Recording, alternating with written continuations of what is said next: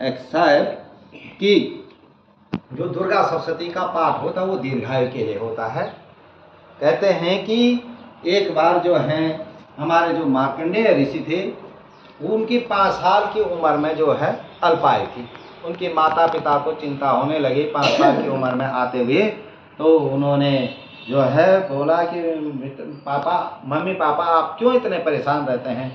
बोला अब क्या बताएं, हम बता नहीं सकते हैं, लेकिन उन्होंने जिद किया तो माँ बाप को बताना पड़ा कि आप 5 साल की उम्र में आपकी अल्पायु है। तो फिर मार्कंडेय ऋषि ने कहा कि पापा इतनी चिंता करने की कोई आवश्यकता नहीं है, मेरे को जो है ना घर छोड़ना पड़ेगा। घर छोड़ करके अगर मैं बाहर जाऊंगा तो मेरी अल्पायु बच सकती है। तो माता पिता ने कहा कि बेटा अगर आप बच सकते हैं तो कोई बात नहीं, आप घर छोड़ करके चले जा सकते हैं।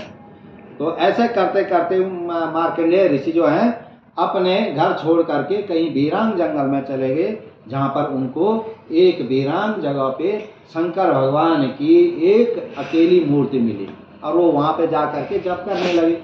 जप करने लगे तो इतने में जो है महाकाल आ जाता, उनका समय जब पूरा होता तो महाकाल से बचाने के लिए शंकर भगवान जी वहाँ पे जो है आ गए कि अपने भक्त की रक्षा करने के लिए भाला लेकर के शंकर भगवान जी आ गए। शंकर भगवान जी ने उस काल को भगाया और वहाँ पे बच्चे को जो है साक्षात दर्शन दे करके उन्हें दीर्घायु की कामना करते हुए उनको आशीर्वाद दे दिया। वो ऋषि इतने बड़े ऋषि बन गए कि जो उन्होंने दुर्गा सप्तशती खुद लिख डाली।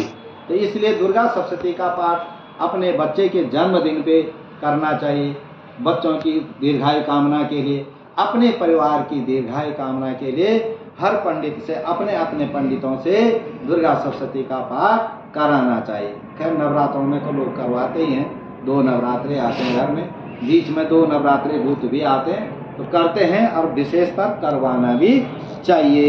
ओम नमः चंडिकाय फूल लेकर के हाथ में और थोड़ा ध्यान करेंगे। ओम फूल ले लो हाथ में। नमः चंडिकाय मार्कंडेय वाच ओम यद वयम परमं लोके सर्व रक्षा करम निर्णाम यन्य कच्छचिदाख्यातं तन्मे ब्रूहि पितामह। ब्रह्मावाच अस्ति गुह्यतमं विप्र सर्वभूतोपकारकं देव्यास्तु कवचं पूर्णं तत्शृणुस्व महामुने। प्रथमं शैलपुत्री च द्वितीयं ब्रह्मचारिणी तृतीयं चंद्रघंटेति कूष्मांडेति चतुर्थकं पंचमं स्कंदमातेति षष्ठं कात्यायनीति च सप्तमं कालरात्रीति महागौरीति चाष्टमं नवमं सिद्धिदात्री च नवदुर्गा प्रकीर्तिता।